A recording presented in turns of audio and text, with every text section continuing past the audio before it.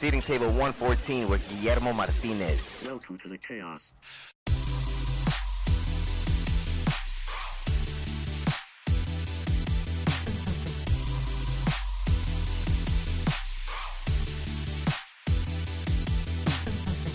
We have somebody exciting at the table today. He's from Hollywood. He's been in the scene for a long time, and he's a longtime friend of mine. We used to be roommates. We've partied together. We've cried together. We've had fun together. So it's been a ride. Welcome to Chaos Control, Guillermo Martinez. What up, G? What up? What up? Also Good known to as be here. G to the boys and the fellas and the ladies. Great to have you on, brother. How are you? I'm good. I'm good. Glad to be here. Yeah, man. So let's kick this off. So how did you get started? Because I got to meet G, I think through all of you guys, which was fucking dope because he's such a great dude. How did you get started in this industry? And let's get to where you are now because G's doing some cool shit. And he's another part of the hospitality industry that definitely gets overlooked a lot. Oh, 100%. No one ever thinks about that. Man, we got to go way back. So my dad used to work at the French Market restaurant. I don't know if you guys know where that's at, but used to be in West Hollywood. And he met the owners of what is now Delilah. Back then it was Peanut, 7969. So when I was a kid, he introduced me to the owner because he knew him because he used to work next door. And I went, and when I was 14, he got in my head that I should get a job. And I went and harassed this guy for like weeks on end. Like, hey, please, anything. I'll do anything. I'll clean, whatever. And finally, the guy one time, like, he's like, you know what? Yeah, just come in, 8 o'clock tonight. We're all black. Okay. And I got my first bar backing job, just washing cups in the back of the kitchen because I couldn't be in the club. Yeah. So that's how I started.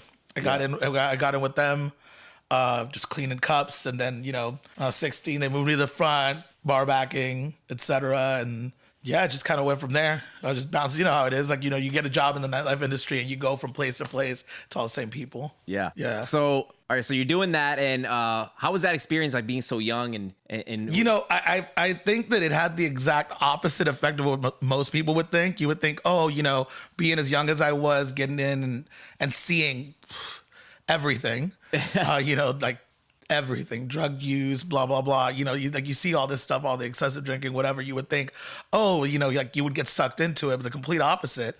I didn't really start drinking until way late in life and all that because it just never called my attention because I was working around it all the time, Yeah.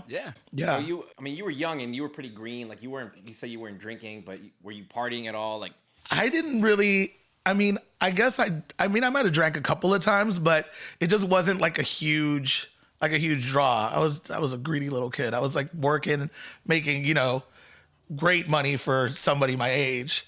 So it just kind of never called my attention up until about 18, 19. I was like, okay, like this is fun.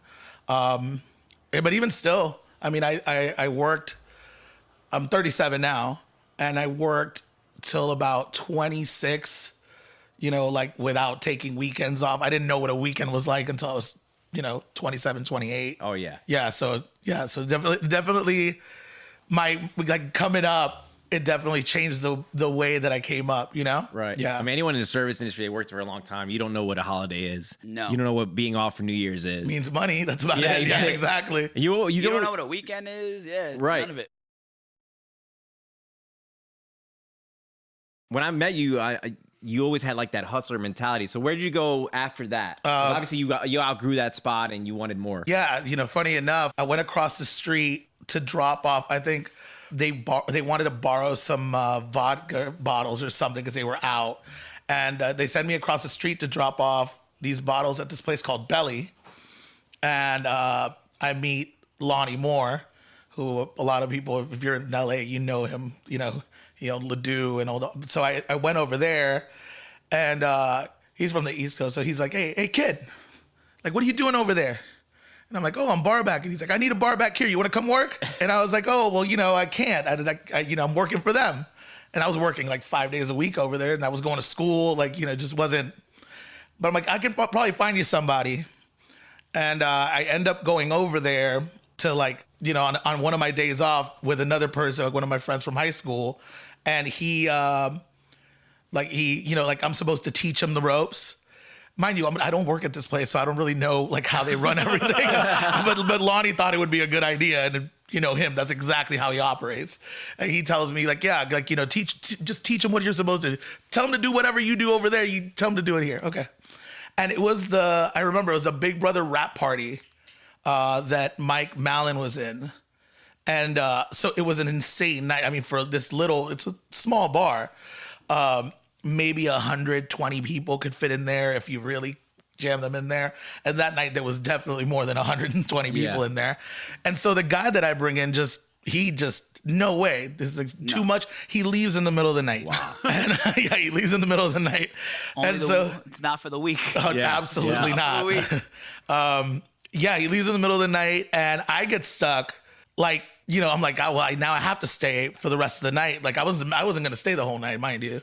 It's my only day off that week. And you're what? You were 17? I was like 16. 16? I was 16. You're not supposed to be there. Yeah, I'm not supposed to be there, first of all. I'm definitely not there teaching this guy how to do his job. You know what I mean? This other 16-year-old kid.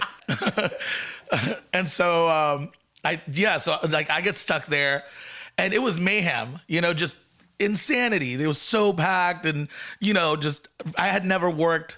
So the other place is bigger, and it would get packed, but they'd kind of, you know, do things by the book. They never over capacity. It was kind of, you know, a little exclusive at the time.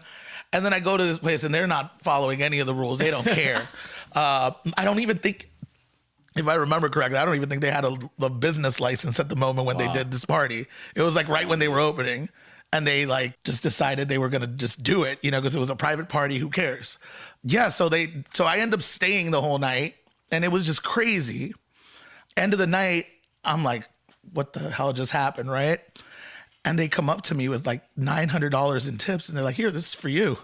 I was like, okay, when's my next shift? Yeah. and I never went back to the other place. I was like, say no more. Say no more. Could you imagine being at the other place? You see G walking in across the street. Oh no, that's exactly what I was like, yo, at 16 years old, like, yo, $900, that's a lot of money. Man, that's a lot of money. I did all kinds of stupid stuff with my money at that time, you know? That's a lot of Pokemon cards, bro. At that time, what was it? Pogs? Pogs. Man, I loved Pogs. Had all the Pogs. That's a lot of Pogs and fucking Mr. Softy milkshakes, bro. Sounds like a good day. And I that's who I worked with the longest, because once I went there, they kind of just took off, and they opened Dolce, and they opened Geisha House and Ledoux, and it was just back to back. So I just stayed in that company pretty much the entire way till almost the end. So before we jump into that, the guy Mike was Mike Boogie, right? Mike Boogie, yep. From Big Brother. So anybody has watched that, did he win that, or? I'm not sure if he was honestly, like one of the biggest characters, let's say. Honestly, when I worked that party, I didn't even know what Big Brother was. Like I had no clue. I didn't know who they were.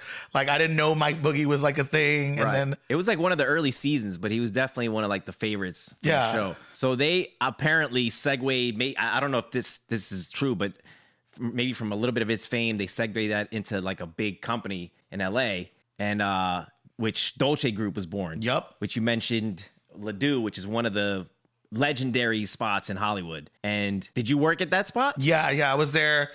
I was there pretty much beginning to end. I was there the whole way through.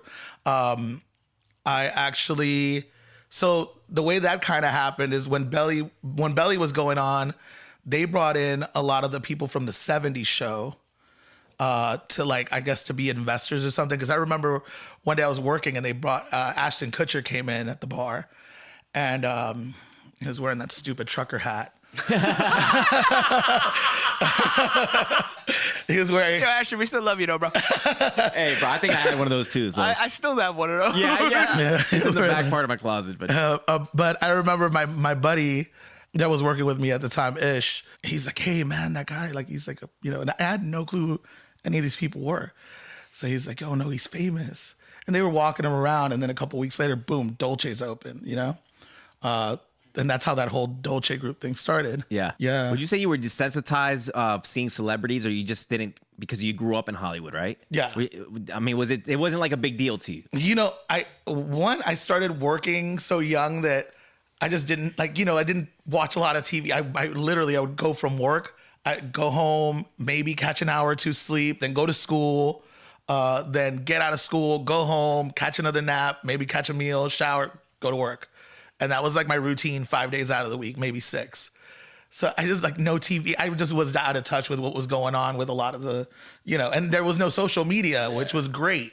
But it was also your norm though. You were just so used to seeing all these people all the time. Oh yeah, 100%. Like especially at this bar, the bar where Lonnie and Mike were doing that thing. It was good. Like, I mean, they would have people come in, early on in the night. On off nights, you'd have celebrities come in and just eat, have a meal, sit down. And it was crazy. Like, the whole premise with them was like, they treated all celebrities as though they were normal people as though they were celebs. Everybody got good treatment. No one bothered the celebrities. So it was cool. Like, you would see people come in, sit down, and we were definitely instructed not to go up to them and Right. say anything or, be weird. It's just, so it just became a thing where, oh, so-and-so's here. Okay, cool. Right.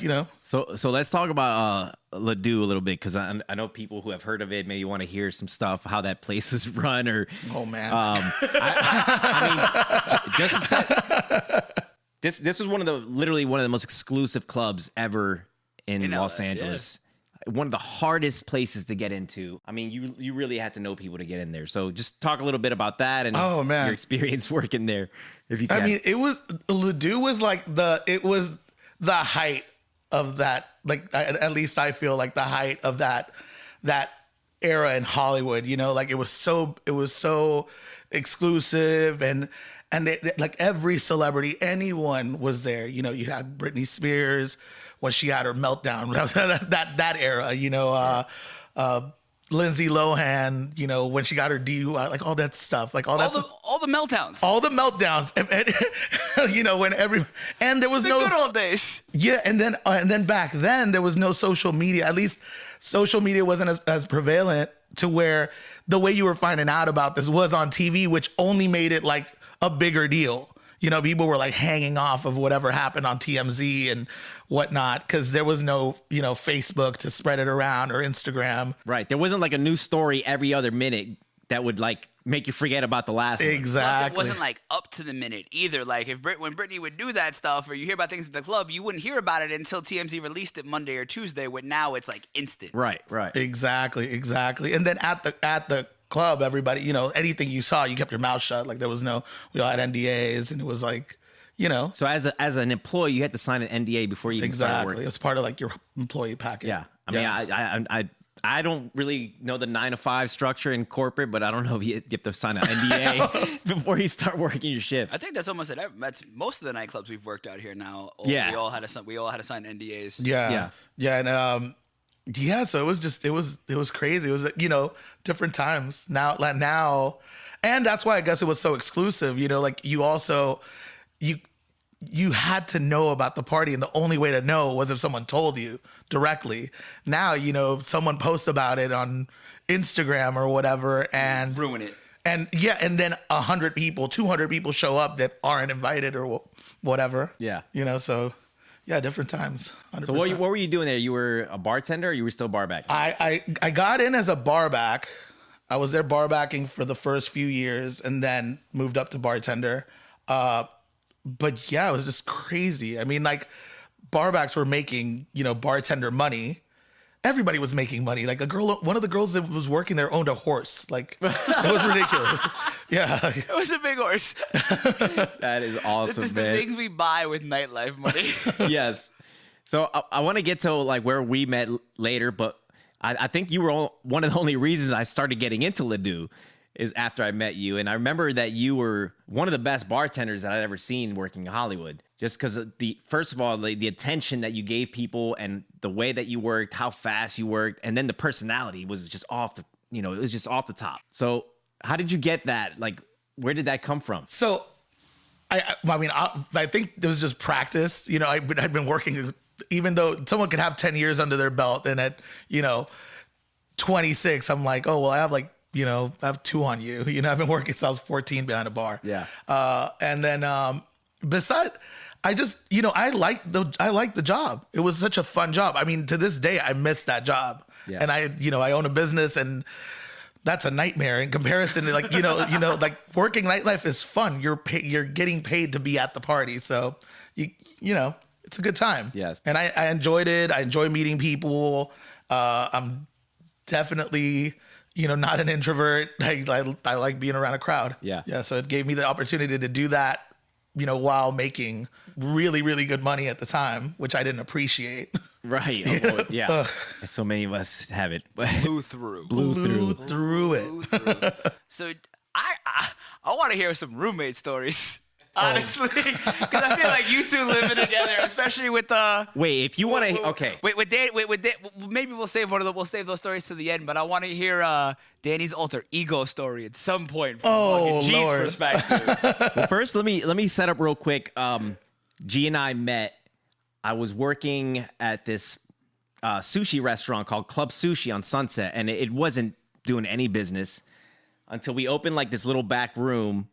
And it was on Sundays, and it was called Sushi Sundays, and they wanted us to do like a club atmosphere where we serve food and sushi, and this is where I'm bartending, and this is where G comes in. So I'll let you take it over from there. Yeah. So my buddy Kobe, who used to be the GM over at Geisha House, left there to go work for Club Sushi, and he was like, "Oh, just come by, take a look at the place, just to show it off." He's like, "Come eat, whatever." I live right down the street. And I go over, and he gives me a little walkthrough of the space, and they have this really cool lounge in the back with like an ostrich skin pool table, and just a cool lounge, right? Fit maybe 150 people if you really cram them in there. And I see the space, and I'm like, wait, you guys aren't using it? It's just sitting there empty? And he's like, well, yeah, like, it's new, and we don't want to mess it up. So we're trying to be picky as to what we do with it. And I'm like, all right, cool. Like in my head starts cranking because I'm always thinking like, what can we do? What can we do? So I go and I have lunch with him, and Danny's at the bar. So we sit at the bar, and Danny's at the bar, and he's bartending, he's flaring, and hey, what's up, guys? He comes up like super, just all ball of energy. And I'm like, oh man, what's up? Yeah, whatever. Like we introduce each other, and I have a meal, and he's just like, we're talking, chopping it up. And when we're done eating, I tell Colby, I'm like, you know what? We should do like an industry night back there. Like that would be cool. And that people that work in the industry, like they're not gonna, completely destroy the place. Kind of. Giving all of us a lot of credit, but yeah, we're not. They won't destroy the place, and they know how to act, and they, we should do it like on a Sunday. And he's like, yeah. I'm like, you should definitely have this guy back here. He's the one. Like he has a good attitude. He's, he's energetic, and Danny's back there like Cirque du Soleil with the bottles. Like he's, he's throwing bottles around. He's juggling. I'm like, yeah, like definitely this guy. And then, that's how we ended up coming up with the idea to do Sushi Sundays. And that was like a whole thing on its own. It kind of, I'm not a club promoter or anything like that. Like I'd like to preface with that. So yeah, I'm just like, I mean, at the time I'm just a bar back at this club. And I'm just like, yeah, let's do it. We'll just start telling all our friends, come by. If you're a waitress, waiter, whatever. If you work in the nightlife industry, 50% off sushi. Let's just do it. I'd be there every Sunday. Oh, dude, sold. Just wait. Yeah, and so the first day that we do the thing, like 105 people show up. Mind you, we're not expecting that. We're like, oh, like maybe 30, 40 of our friends will show up. Nope. Everyone came. Like everyone told everyone, and all of a sudden, like, oh crap, this is a thing. So yeah, we did that for a while. As long as they allowed us to. But it just got a little out of hand. It got a lot out of hand. We were spraying champagne before it was a cool thing to do. And people were just, I mean, it was a sushi spot that looked like a mini 14. Like, oh, no way. Yeah. With sushi? That's amazing. there was people like we were having dance offs. There was a dude, what's his name's husband? Oh God. Anyways, he was a guy that used to do the Michael Jackson dance. Gino. Gino, Yeah. that's where we met Gino because Michael Jackson would come on, the whole floor would clear, and he would do this whole Michael Jackson bit. And I mean this was one of the craziest parties. So that's how we met. And I used to run up the wall to the second floor. Danny's bartending. I used to parkour up the wall. Lots of craziness happened in this place, but Sounds like it. Danny's bartending. And in the middle of the night, there's these two girls sitting on the bar. And he jumps up and stands between them with a bottle of champagne and just starts giving both of them a champagne facial. Like this is the kind of stuff that was going on. And our bar manager at the time encouraged that. And I would push the envelope every time we would do something a little more crazy. Oh, he let me do this. Let me try this. People don't realize the debauchery that we do in nightlife is just insane. Yeah. It's just insane. Love that. Love that. Great way to meet. So then after that, you guys just stay homie. So because I love your guys' whole crew, man. Hanging out when I got into the industry, you guys were all so welcoming to me and you guys were all so cool and I got to meet everybody. So how did it go from just you two to the entire family that you guys have, which is an amazing family, by the way? Well, this from Sushi Sunday, I was towards the end of Sushi Sunday. I had lost pretty much all my roommates in the apartment that I was in, and it was on Hollywood. It was a dope spot, but it was like $3,600 or $2,600. It was actually cheap for a 3-bedroom, but I needed roommates. So G and I became close, and I was like, "Hey, man, I need a roommate. Come check out the spot." And I was like, I'm going to Colombia in a week for vacation to visit family. So he comes over and he's like, as long as I can have the master bedroom, I'm in, because this master bedroom was huge. Yeah, I walk in. The view was dope. Yeah. And I walk. I'm like, yeah, as long as I can have the biggest room, I'm in. Huge balcony. You could see the Hollywood sign just clear as day. It was right in front of you. So I'm like, awesome. I'm gonna have this dude move in and everything will be great. So I go to Colombia. I'm gonna let G take over this. So I move in, and at the time his sister, so it's 3 rooms and his sister's in the middle room. No, his sister's in the first room, by the living room, and then it's him, and then it's me at the end of the hallway. And when I moved in, I told him, I'm like, hey, look, I work at night. I'm not quiet by any means. So if you guys are going to be complaining about the noise, let's not even do this. And he's like, no, man, it'll be cool. He works at night too. Yeah, sure. His sister, on the other hand, she's, she wakes up early mornings. She moved out within a month or two. Yeah, she was there's no way. It caused a little strife between us, but I felt bad about that. She was not going to put up with her. Well, I knew it was going to be, for me, it wasn't trouble, but I knew it was going to be trouble when we got back from Colombia and the apartment was locked. So I had to go to Ladue while you were working to get the keys just to get back into my place. And then when we finally got in there was shit broken already. There was bottles, empty bottles everywhere of liquor. And I'm like, did I fucking miss this rager? And my sister's like, oh no, this ain't, But anyways, this apartment, it was apartment 304. Yep. And we moved in and we started having a lot of after parties because, there was either an after party coming from where I was working or where he was working. So that was pretty much almost every night. So it got to a point where, go ahead, G. Yeah, so his sister moves out, and then our friend Eric, rest in peace, he moves in, and he was also working for SB. I think Danny got him a job with SB right around that time, right? Yeah. And so all of a sudden it's 3 guys. We all work some form of nightlife, and it just became just madness. It was every night there was a party. Someone's coming home with someone, and then so we made. I remember I decided to make a Facebook page for our little apartment. I just put 304 Lounge, and we would invite people back all the time.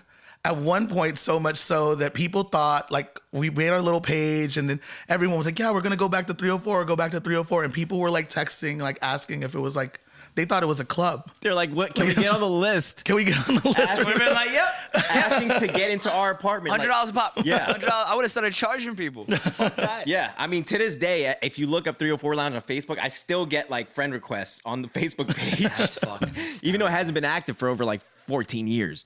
Yeah, That's good times. funny.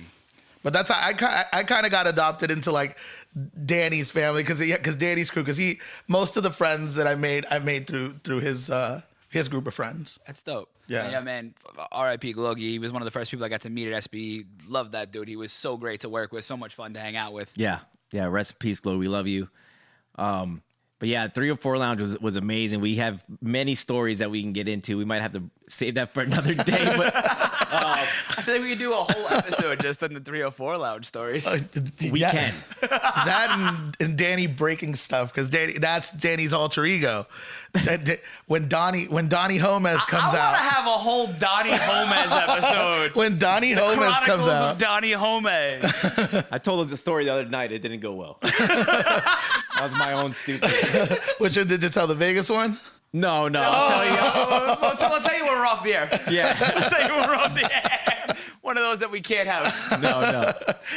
So, gee, That shit kept me up all night, dude. I had to like take a shot just to go to sleep. I was so it's all right. twisted up about it. Anyways, Oh man, but so G, tell us where you're at now, because this is where I've gotten to work with G on a much closer level now from his business that he's at now. And Okay. again, this is a part of hospitality that so many people overlook, but is such an important aspect. Okay, so now I'm doing cleaning for I do cleaning and sanitation for like large events, nightclubs, restaurants, bars, what have you.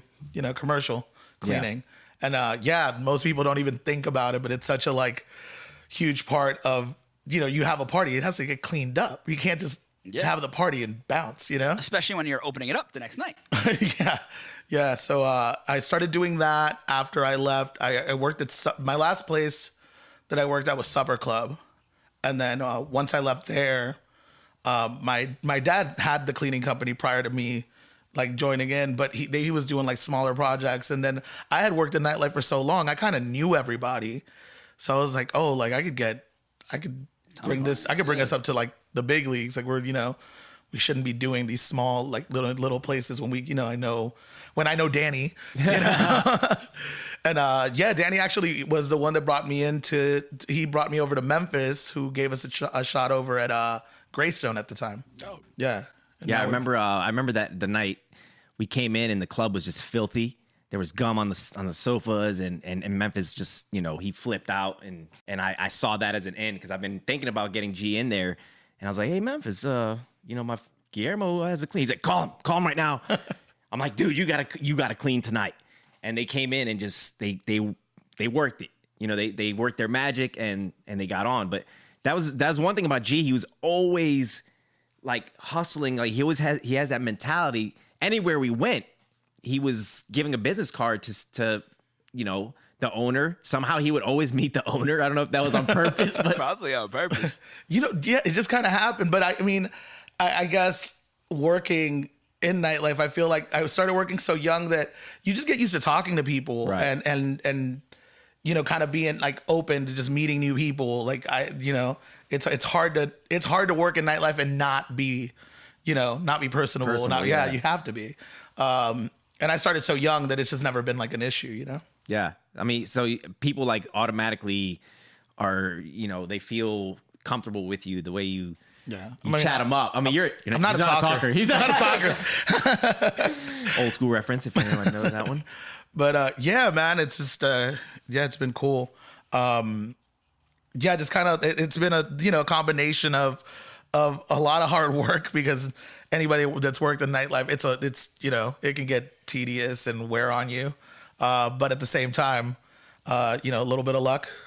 Definitely a little bit of luck, Yeah. and having good friends. Like like if Danny hadn't put me on with like SB, who knows what would have happened? Because I've actually now I do cleaning for like I work with like Coachella and Insomniac and all that, and all that happened through working the nightlife stuff to begin with. So let's talk about the the struggles and we talk about a lot of the fun and that all that we're having, but what happens when it starts getting too much? Because, okay, right now you're running a business, but you're also working, right? You're also Yeah. still bartending at places, and Okay, so and so when I first started, I tried to do that. I tried, like, let's say I was still at Supper Club, and I partnered up with my dad to do the cleaning, and I was trying to juggle both. Quickly realized that I think that's the biggest problem with working a nightlife job is it's terrible for whatever you're trying to do during the day. yeah, Whatever you're trying to accomplish, like it's so hard to not get sucked in, and like, you know, there's always a party, a birthday, you know, a shot. Oh, have a shot with us or whatever, and it's really hard to say no, and that makes it so, you know, you're a little stagnant. You're making great money if you're at a good place, but then, you know, it's hard to get anything else really going, especially if I'm disciplined, but, you know, I fall into it. Yeah. I think we all do, you know, like where you're like, oh, like, you know, just one drink. Never happened. One drink has never happened. never. Yeah. So, you know, it's been I guess that was probably the hardest part at the beginning. So I quickly realized I can't do it. And I dedicated all my time. I just said, you know what, I'm going to stop and go over to doing the cleaning stuff. And it's been a lot better since. So how was that transition though? Like initially, I really, to this day, I still miss the you know, working at night. Like it's just a whole different world. You know, it's just a whole different world. It's just being in the party. It's like, it's different. Yeah. Like a lot of the stuff that I do now, a lot of it is back end, you know, boring stuff, right? Like most of my work is done before the event even starts. I got to prepare, you know, everything. Yeah. Yeah. But that's what being the boss is at this point. You're there to just put out all the fires. Exactly. Yeah. Exactly. And then when you're at a party now, you're sitting there thinking, man, like if someone sprays a bottle of champagne and then throws confetti, you're like, oh man, really? Like really, bro? Yeah. Like, was that necessary? You're like, I gotta, On a velvet sofa. I gotta clean this up. yeah, exactly. Well, there's a lot more that goes into like cleaning a business, especially a nightclub. Yeah. Than it is like a regular office. Oh, There's my all these other God. variables that you have to deal with. I know that I was at Sayers one night, Sayers Club, and it was like 5 or 6 in the morning, and they had to call you to take care of something. Like you were pretty much on call. Yeah, that's. I mean, when you own a business, that's kind of how it is. But especially any business that, like, I think in nightlife, you just never know when you're gonna get a call. I get calls at all kinds of weird times about all kinds. Someone broke in. You know, they made a mess. You got to come in. Like, you know, I need you guys to do whatever. Or, you know, oh man, like okay, so we're working Stagecoach, and I like leave. I'm working the honky tonk stage. Tons of fun.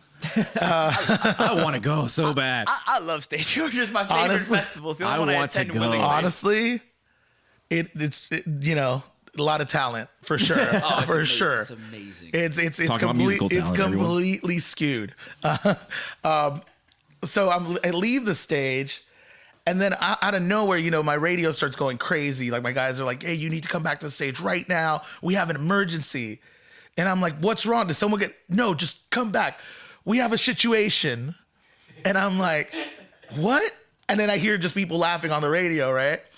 I go back, so I have like a little golf cart, perks of the job, and so I zoom back over there.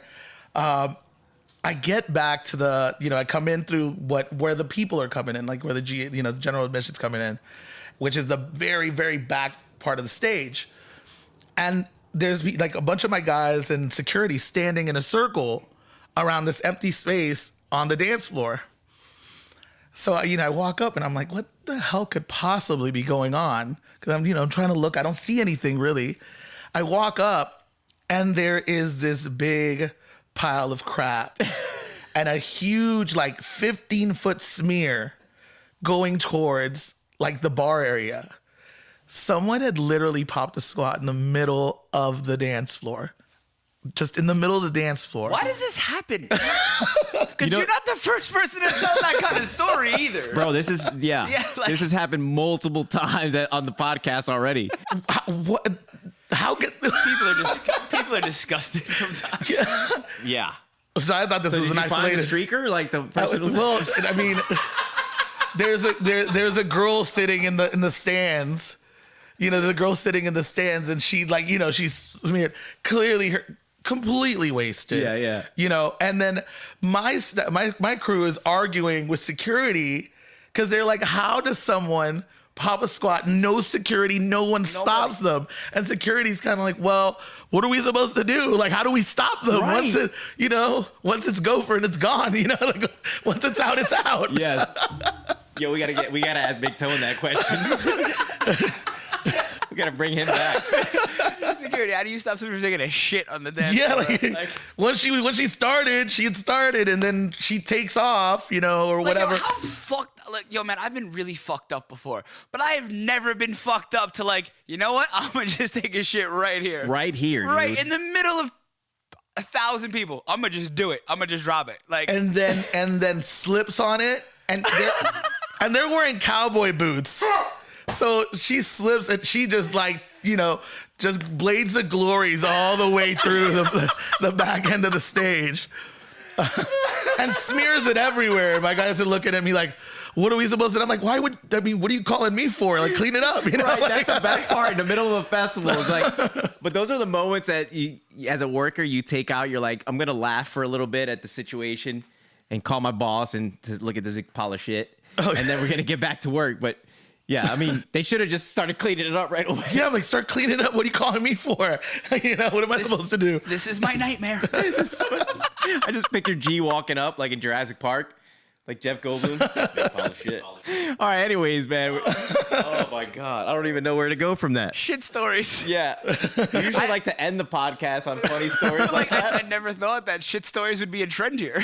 Like this. They are. Honestly, I thought this was an isolated incident. So I'm kind of glad that I'm not the only one that's dealt with it. No, man. I don't know if that's a bad thing, but at least I'm not the only one. Yo, note to people out there: if you drink, don't take a shit on the dance floor. Anywhere in the club, Anywhere. unless it says men or women on the door. Aim for the toilet. Aim for the Aim for the toilet. At least get to the bathroom. 'Cause we got to clean that shit up. There is somebody who has to clean that. Yeah. Yeah, and it's usually my guys. Like, it's Yeah. usually us. So I've had to do that. So be civilized, people. It's anyways. So, all right. So, go ahead. I don't know. how do you transition from that, right? Because you asked the question about the challenge. I don't know what's more challenging for a cleanup company than having to clean up shit all over the place. Oh my So, God. so now you're in all these big festivals. So how much has your company grown, and how is it juggling? And especially this past year during COVID, what was that like? Because there was no work in that aspect. Yeah. So at the beginning of COVID, nobody knew, like I had no clue that it was going to be, we were like, 3-4 weeks and we'll be back. It'll be fine. Then month passes and you're like, okay, it might not be fine, But we actually, I had a nice little 2.5 month vacation at the beginning, which was okay. And then a couple of things started opening back up. It's been a challenge for sure because my business at least is completely based in nightlife, so we pivoted to doing the electrostatic spraying, the sanitizing, and that's it's been slow. It's been a slow month, but slow year, but it's at the same time it really put things into perspective as far as I'm appreciative of the work that we do. Like right now that things are starting to pick up and getting back to normal, I am excited, whereas I might have taken it for granted a little bit prior to the pandemic. Yeah. I think the time that we had to ourselves, you either grew or you didn't stood still, literally. Yeah. And that's good. So what are the plans? What did you come up? Did you think of expanding like now or into other cities or? Yeah, that's the biggest thing. I think that before we grew so quickly here in California, and we do like a lot of the festivals for Insomniac and a lot of one-off events. We do the cleaning for Pride in West Hollywood, the LA Pride Festival. So we had so many projects so quickly because this happened in the span of 5 years. My company just blew up, and then that kind of kept me from. I was content, so I wasn't chasing the way I used to get something new going. And I'm definitely looking at expanding out of town. I have friends in like Austin, Dallas, Miami. So I think that's the next move, to get out of LA a little bit. Because I'm born and raised here. I've never lived anywhere. I've never Right. This has been home. Yeah. Yeah. Yeah, and something about the way G's companies ran, Russell Maintenance, right? Yes. When they first came in, they were different from the other companies that were coming in because their workers had uniforms. They looked like a company. They looked like, they were professionals, and the other companies that we were dealing with were just ragtag crews that were put together to clean up. You really didn't know who was walking around in your business. So, you have a great company, and you definitely have the structure that is needed. That, and it's it's a family owned business. I think that's the biggest thing. Like, I care about what we're doing. And I like what we're doing. I like the people I work with, working in nightlife, like everybody. That's one thing. Like I said, earlier, like, oh, we'll do an event, and I know that people in nightlife, like people, you learn to be considerate. Like you think about all these things because everybody that works in nightlife, you've cleaned up puke, you've cleaned up crap. Like it's like you've done something, like you've had to pay your dues somewhere. Yeah. So, and I think that's a positive of working in nightlife. Like you had to go through something to get to wherever you're going. No matter what aspect of it you work in, you had to pay your dues. Yeah. I think the people that don't pay their dues, they get weeded out really quick. Yeah. It's about the connections you make. And I'm sure besides work, wherever you go, you either make a connection because you become somebody's friend, or you meet a business owner and you're like, hey, I have this company. So even when you're out, you're still kind of making money. Yeah, exactly. Once things are open, obviously. Yeah. Well, even when they're not, like I said, I met a couple of people over the year of the pandemic that are living out in Texas and whatnot. And, a lot of them like, oh, you should come and do this. My friend owns a restaurant here. You should come check it out. And maybe you can do the cleaning for them, like stuff like that. Right. So you never know where you're going to pick something up. Yeah. Some kind of deal or an opportunity. Right. I guess it's true for everything, but especially in nightlife. I think in nightlife, it's all about, networking and and following through, because I think that's, like I said, it's people get sucked into like the party aspect of it, and you need to like remember like, hey, it's work.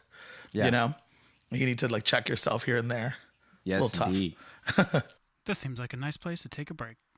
We like to tell stories. I know we've already told some good ones. I mean, do you have a story that could top the shit story? I don't know if I have one that could top the shit story. I'm sure you do, because I lived with you for years, and I know we can. I mean, I could tell a Donnie Gomez story. Oh, tell a Donnie Gomez story. Tell a Donnie Gomez story. I want to hear it too. I want to hear it too, because Danny Gomez doesn't know about Donnie Gomez. Oh no, he definitely. Every does now and then not. I get in fights with him, but.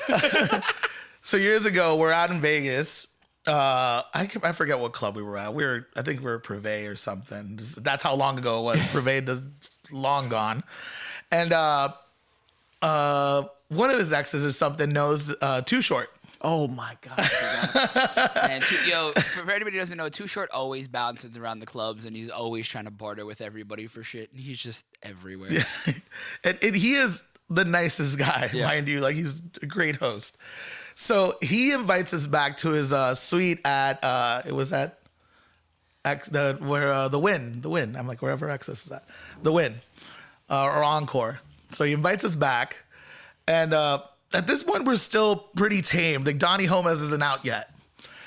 We get back to his place, and I'm like, oh, you got anything to drink? He's like, yeah, grab whatever you want. Call me Todd.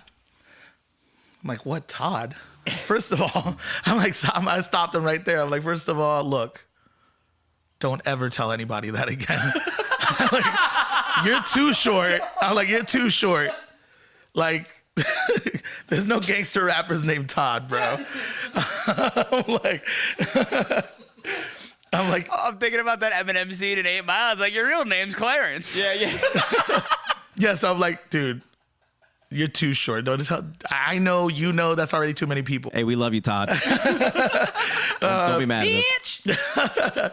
He probably don't even remember, man. But he's like, yeah, whatever you guys want. He has this table just full of booze. Obviously, Danny straight to it. We start drinking. Couple drinks in, I look, I go to the restroom or something. I come back, and Danny is furniture hopping in the suite. He's just dancing.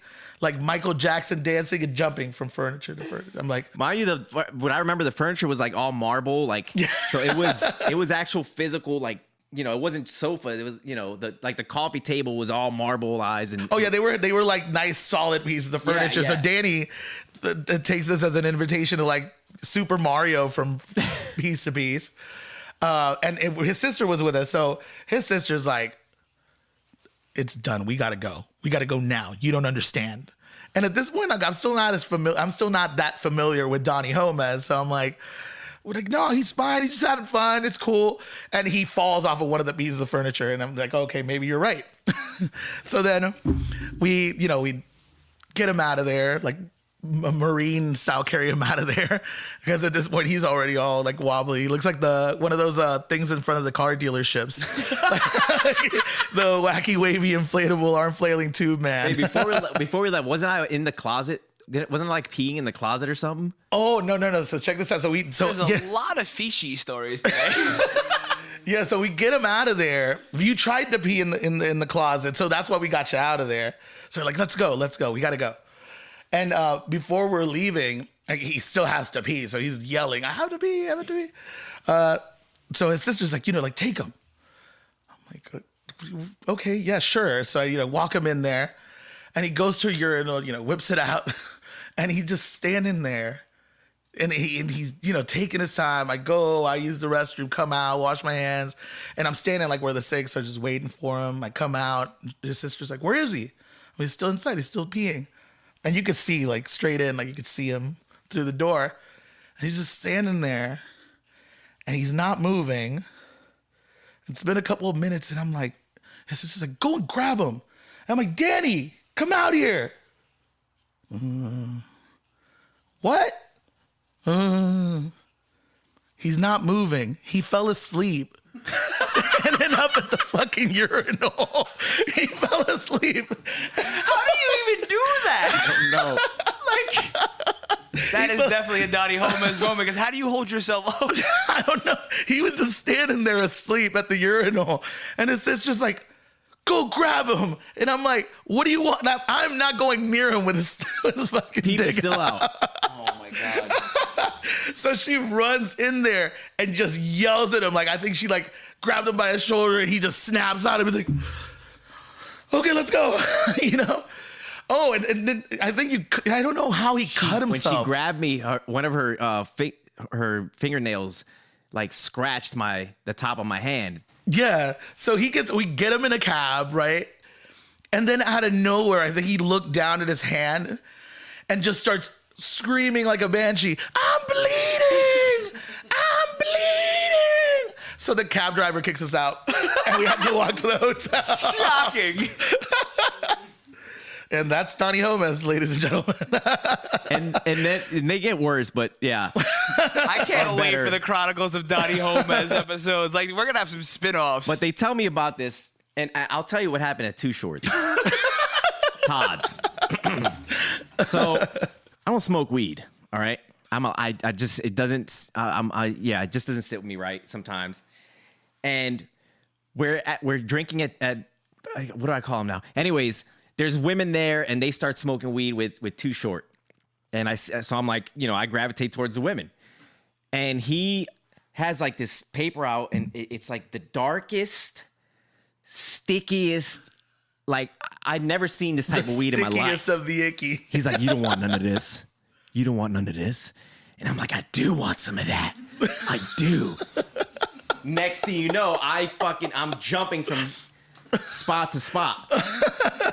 But cut to like a year later, I'm bartending at the spot, and here comes Too Short. And I get so excited to tell him that he kicked me out of his room because I got crazy. He was not entertained at all, man. Like, he looked at me like I was, and for some reason, I would always tell him the story every time I saw him. And he looked like he wanted to smack me. Like, I was like, did I do something wrong? I mean, yeah, you tried to pee in a closet and jump from furniture to furniture. I messed up his suite. And I probably drank all his alcohol, too. You drank quite a bit. Oh, man.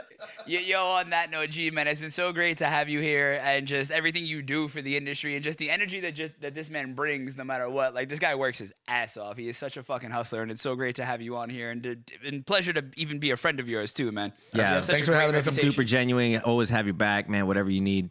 I thank you. Thank you for coming on. If you if you think of anything else, we're gonna bring you back for round 2. We're definitely gonna have the Donnie Gomez stories. Yeah, it's like The round table. Oh God. We'll get Soupy. We'll get Soupy up here. Yeah. The round 100%. table of Donnie Gomez.